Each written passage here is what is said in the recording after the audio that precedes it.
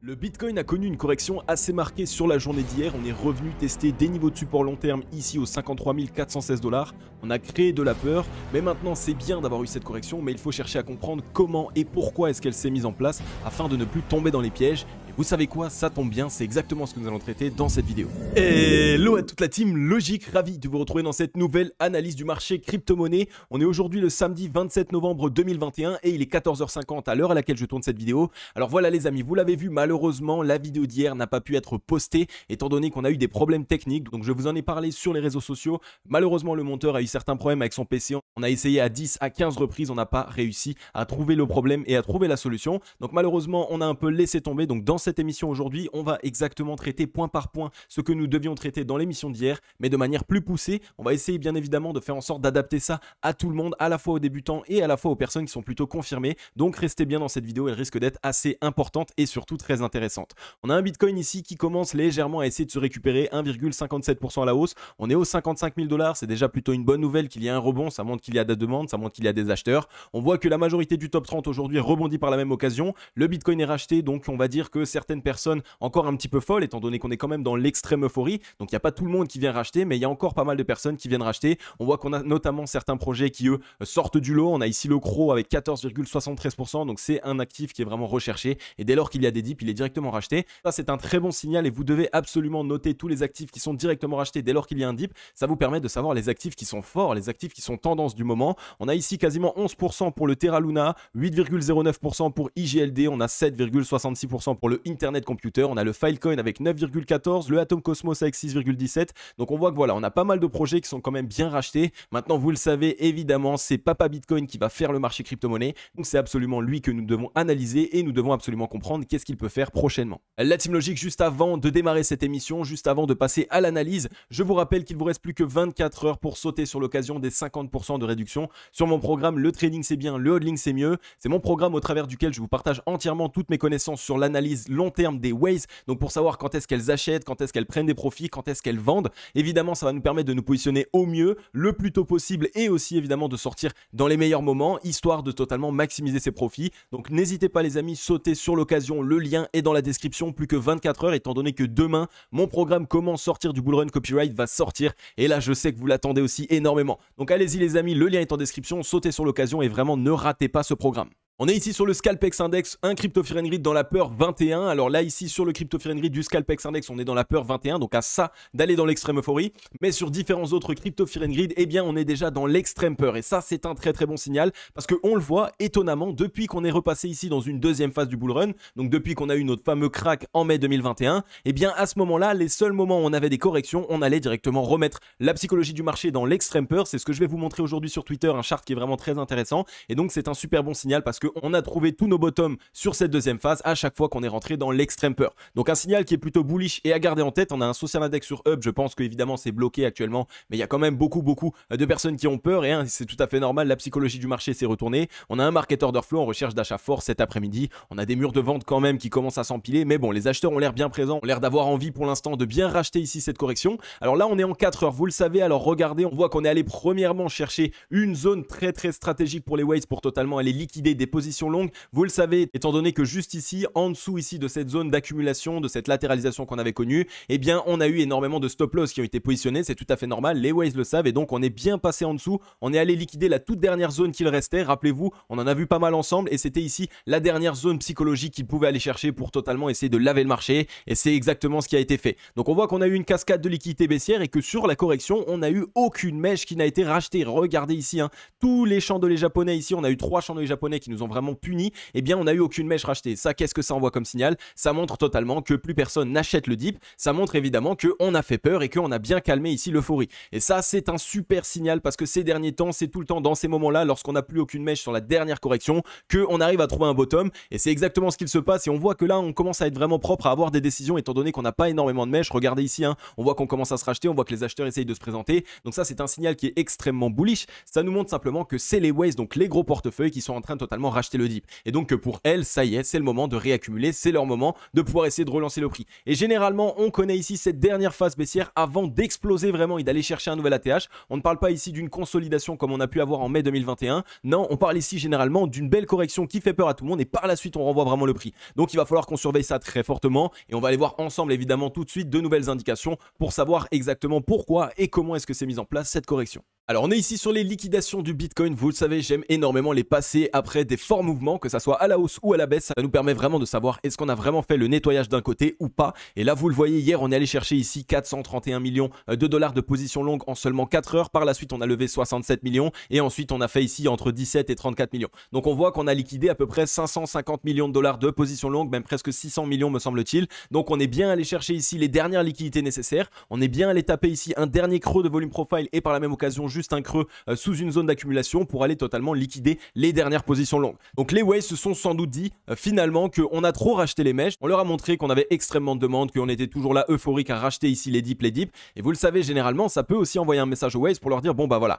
ils sont encore tous euphoriques, on va aller les punir une dernière fois, on va leur montrer qu'il ne faut pas jouer avec le marché des crypto-monnaies, et donc c'est ce qu'on est en train de faire. On est allé liquider les dernières positions longues, cette fois-ci il n'y a plus vraiment grand chose en dessous de nous, on est allé chercher un niveau de support aussi extrêmement long terme qu'on n'était pas allé rechercher depuis qu'on l'avait cassé sur la hausse 6 octobre 2021. Donc c'est un très bon signal. Le fait d'aller rechercher des niveaux de support long terme, ça nous envoie quoi comme signal? Ça nous montre simplement que le Bitcoin commence à être fort de plus en plus et donc on reteste toutes ces zones pour les valider en tant que support. Et quand on valide des gros niveaux de support, eh bien c'est une très bonne indication parce que si on part très fortement à la hausse, eh bien tous les niveaux de support que nous avons validés vont nous aider à trouver un rebond dessus et donc avoir un Bitcoin qui ne corrige pas trop fortement. Donc ce sont que des très bons signaux pour le long terme et on va aller voir maintenant évidemment les graphiques pour voir où est-ce qu'on en est.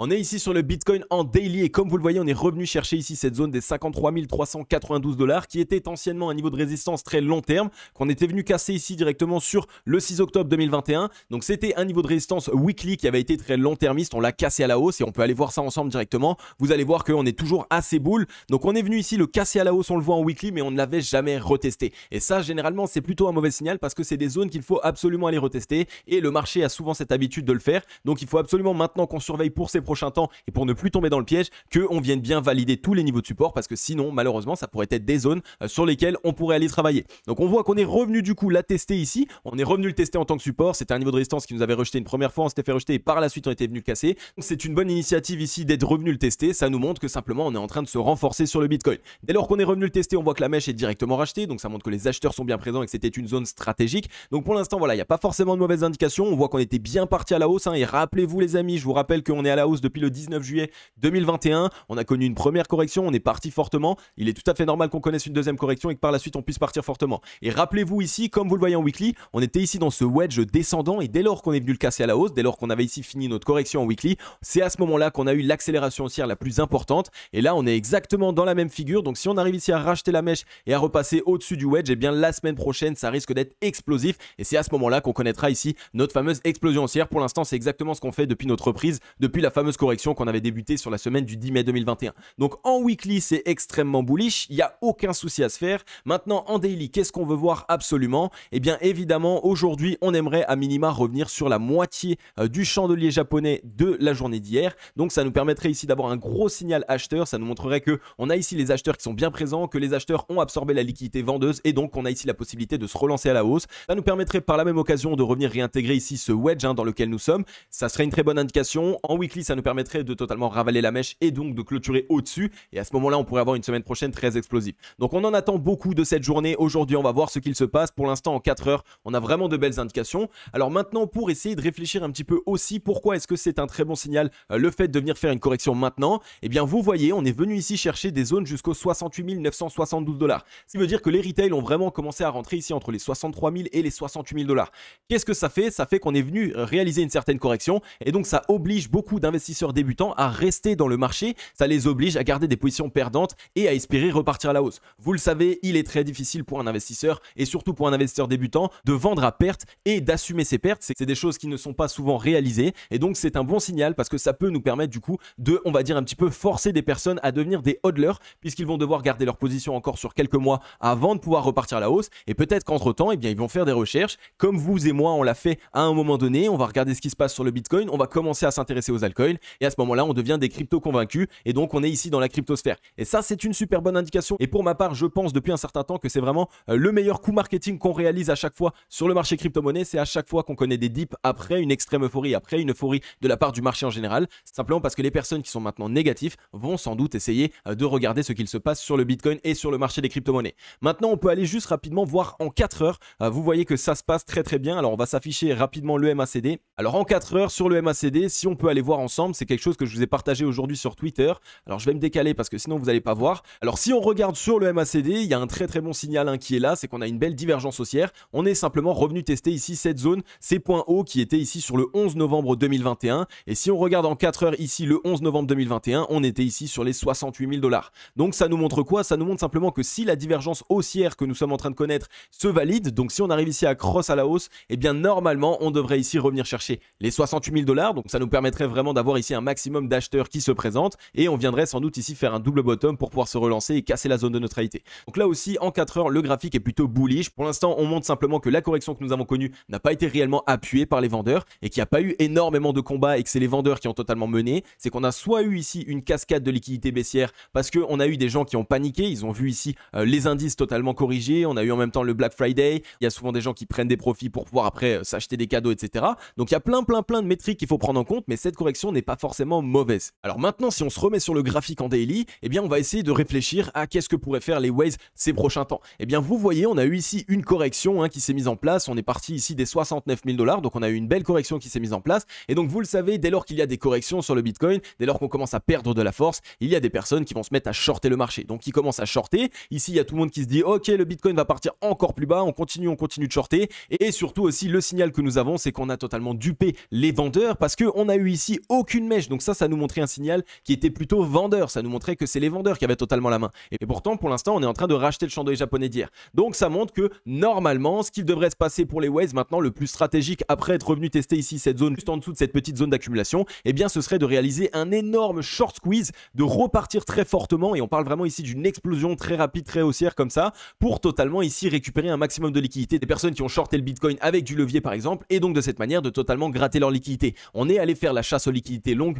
normalement logiquement maintenant les Waves vont s'attaquer aux shorts, c'est tout à fait normal, c'est ce qui se passe habituellement, et vous le savez, je vous le répète, les Waves peuvent gagner à la fois à la hausse, à la fois à la baisse, donc ne pensez pas que vous êtes intouchable quand vous achetez forcément du Bitcoin. Les Waves en ont rien à faire, elles vont totalement utiliser le marché pour se remplir les poches. On est ici sur le crypto total des altcoins, donc il n'inclut pas le Bitcoin, et comme vous le voyez, eh bien écoutez, pour l'instant on est plutôt bull, on a réussi ici à clôturer exactement sur la même zone de la correction ici du 18 et du 19 novembre, donc ça pourrait nous permettre de réaliser un très beau double bottom comme celui-ci. Là à ce moment là on pourrait vraiment totalement se relancer, c'est vraiment une bonne indication, donc il n'y a pas forcément de souci actuellement. On est passé en dessous de cette zone d'accumulation, on voit ici au 1323 milliards, donc c'était totalement pour aller gratter des liquidités et pour toutes les personnes qui sont un petit peu trop amusées avec les altcoins ces derniers temps, mais on est en train actuellement de racheter le mouvement. Alors si on pouvait aujourd'hui essayer de clôturer pareil à la moitié du chandelier japonais de la journée d'hier, ça nous enverrait un très bon signal évidemment et qui serait extrêmement bullish. Par contre évidemment si on réalise une avalante haussière, donc si on arrive ici simplement à venir clôturer sur le même niveau ou juste au-dessus du chandelier japonais d'hier, alors à ce moment là les amis, on pourrait se dire qu'on a une reprise haussière qui va arriver et qui va être imminente.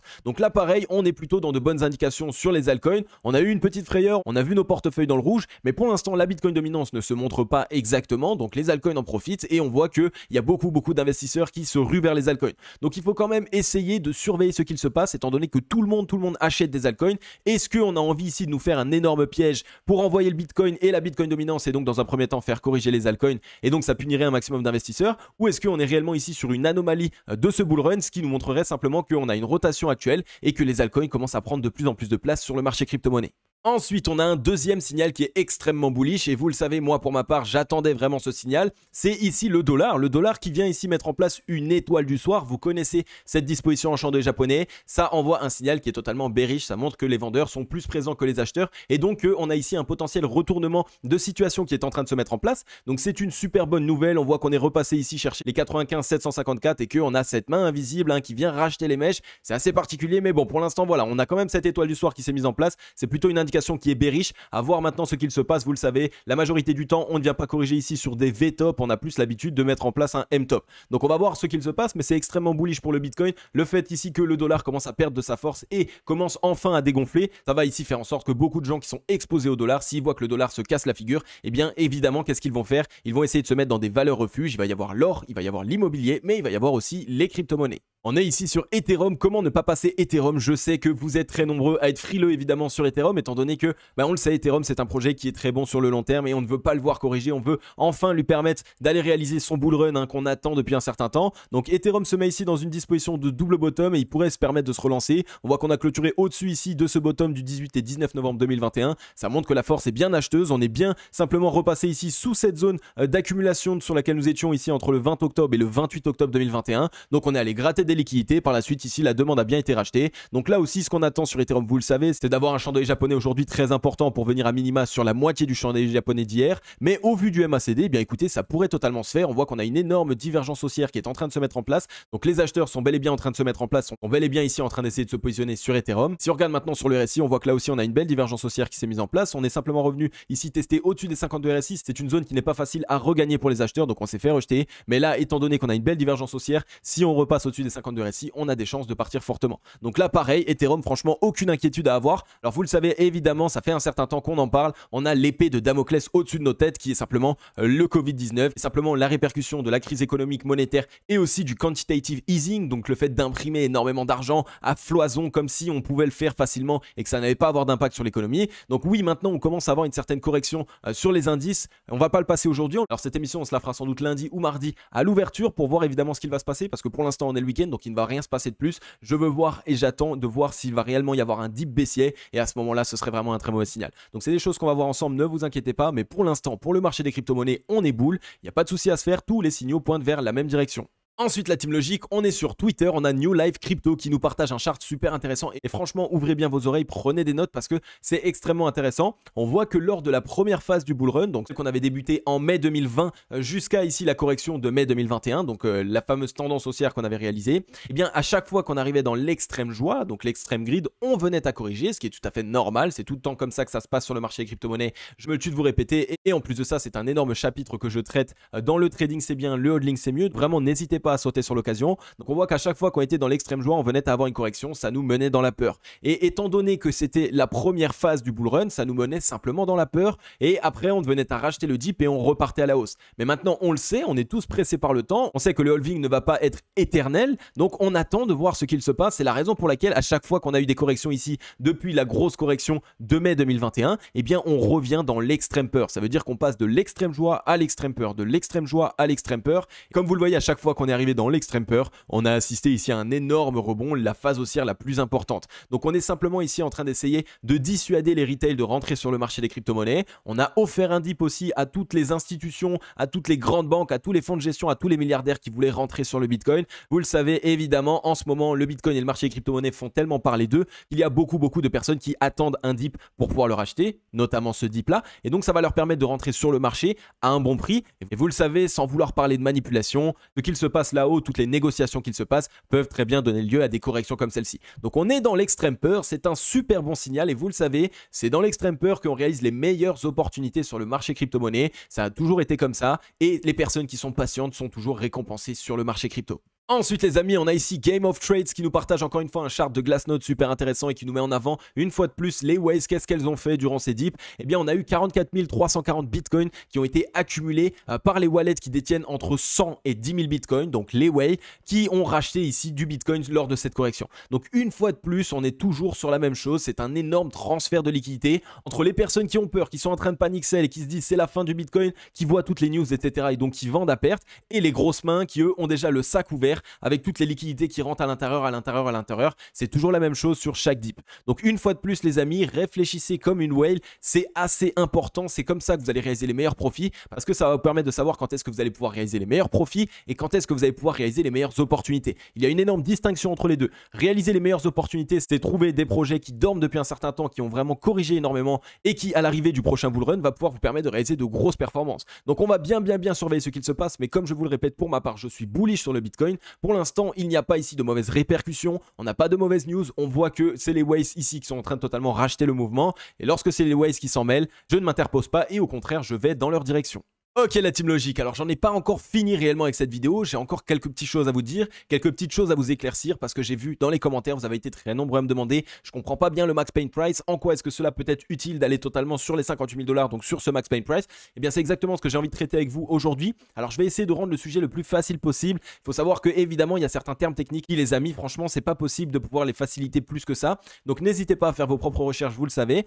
Mais pourquoi est-ce que beaucoup d'investisseurs ont dit qu'on avait des chances d'aller chercher le Max Pain Price, donc la fameuse zone des 58 000 $, à 9 h, c'était avant-hier maintenant. Donc on est en plus allé la chercher, je crois qu'on est allé chercher les 57 500 $. Et bien simplement parce que ça va permettre du coup à énormément de contrats futurs d'expirer. C'est-à-dire que quand on veut essayer de placer un contrat futur, on va premièrement payer une allocation à la plateforme, donc à l'exchange. Imaginons on utilise Binance. Donc imaginons qu'on veuille placer ici un contrat futur, et bien on va payer une allocation à Binance et après on va fixer un certain prix. Et si à ce moment-là on a le prix qui se valide, donc si par exemple d'ici un mois quand l'échéance elle est faite, donc le 29 novembre imaginons, eh bien si j'avais fixé un prix du Bitcoin à 58 000 $ par exemple, que l'échéance a eu lieu et qu'on a bien eu les 58 000 $, alors à ce moment-là mon contrat va être validé. Donc ça c'est un bon signal pour moi, ça va me permettre d'acheter du Bitcoin bien moins cher dans le futur. Donc ça c'est une très bonne indication. Par contre à contrario, s'il y a énormément de contrats futurs qui ne sont pas validés, alors à ce moment-là qu'est-ce que ça va permettre aux exchanges et donc aux personnes qui aujourd'hui brassent le plus d'argent avec le marché des crypto-monnaies? Eh bien ça va leur permettre de totalement garder le collatéral étant donné qu'ils n'ont pas trouvé le bon prix. Parce que oui, évidemment, si votre contrat expire, eh bien l'exchange va garder le collatéral. Et ça, qu'est-ce que ça envoie comme signal? Eh bien ça peut très bien nous permettre de nous dire, ok, on savait qu'on avait énormément de possibilités ici d'aller taper sur les doigts de toutes les personnes qui ont mis des contrats futurs en allant chercher le Max Pain Price, donc pour pouvoir totalement bien gratter toutes les liquidités. Par la même occasion, les exchanges, eux, ils savent exactement où sont les stop loss, où sont les take profit, où sont en gros les zones de liquidation. Donc ça, c'est un échange d'informations qui peuvent être données, pourquoi pas, les exchanges qui donneraient des informations aux Waze qui leur permettraient de savoir exactement où aller taper, où aller chercher des liquidités. Évidemment les amis, je ne suis pas en train de crier à la manipulation, c'est simplement des choses qui sont possibles et plausibles surtout, qui se réfléchissent assez rapidement. Donc voilà maintenant pour le Max Pain Price, j'espère que vous avez compris maintenant pourquoi est-ce qu'il est là et pourquoi est-ce qu'on n'a pas clôturé très loin de cette zone. Ça a simplement permis ici au gros portefeuille de crypto-monnaies de pouvoir récupérer un maximum de liquidités. Et de toute façon vous le savez, c'est toujours la même chose, tout va dans les poches des gros portefeuilles. Donc maintenant notre but à nous, c'est de nous mettre de leur côté et de faire en sorte de pouvoir totalement les copier. Nous on veut se partager les grosses parts du gâteau avec eux, même si c'est une micro-miette d'un marché à plusieurs centaines de milliards, moi pour ma part je les prends. Donc voilà les amis, en tout cas comme je vous l'ai dit dans cette vidéo, n'hésitez pas à sauter sur l'occasion, 50% de réduction sur mon programme Le Trading c'est bien, le Hodling c'est mieux les amis, n'hésitez pas vraiment, je sais qu'il va y avoir beaucoup de regrets si malheureusement vous ne sautez pas sur l'occasion tout de suite, vous allez devoir le payer plein pot plus tard et au vu des informations qu'il y a à l'intérieur, au vu d'à quel point ça peut vous permettre de maximiser vos profits, vraiment n'hésitez plus. Donc voilà les amis, en tout cas j'espère que vous avez kiffé cette vidéo, si vous l'avez kiffé n'hésitez pas à brûler les likes et à brûler les commentaires, ça fait vraiment super plaisir. Rejoignez la grande team logique, vraiment abonnez-vous, activez la cloche, ça prend 3 petites secondes, vous le savez, je réalise une émission par jour dans laquelle je vous accompagne dans la cryptosphère, j'essaye de faire en sorte de vous rendre le marché crypto-monnaie le plus simple et agréable possible. Donc voilà, en tout cas les amis, ça m'a fait super plaisir, je suis désolé pour la vidéo d'hier qui n'a pas pu sortir, vous le savez, ça me dérange par la même occasion étant donné que j'ai dû réaliser la vidéo, ça m'a pris du temps et malheureusement on n'a pas pu la sortir, mais bon voilà, c'est dommage. En tout cas les amis, petite parenthèse, je recherche toujours activement un monteur de la durée de aujourd'hui jusqu'au 25 décembre. Donc si toi qui regardes cette vidéo, si tu es monteur, si tu sais monter des vidéos, eh bien n'hésite pas à me contacter en privé sur Instagram. Le lien est dans la description YouTube. Évidemment, il y a une rétribution monétaire et par la suite, tu auras en même temps énormément d'avantages. Donc n'hésite pas vraiment, si tu es monteur ou si tu connais un monteur, contacte-le et dis-lui de m'envoyer un message sur Instagram. Je recherche activement et ça m'aiderait énormément. Donc voilà la team logique, en tout cas, ça m'a fait super plaisir de vous faire cette vidéo. J'espère que j'ai réussi à rendre ces sujets un petit peu compliqués le plus simple possible. J'espère que vous avez vraiment tout compris et maintenant vous devez absolument avoir ces informations en tête, ça va vous permettre par la suite de ne plus tomber dans ces nombreux pièges. Donc voilà, en tout cas moi comme d'habitude les amis, je vais vous souhaiter à tous et à toutes une agréable journée ou une agréable soirée. C'était Cryptologique, ciao bye bye.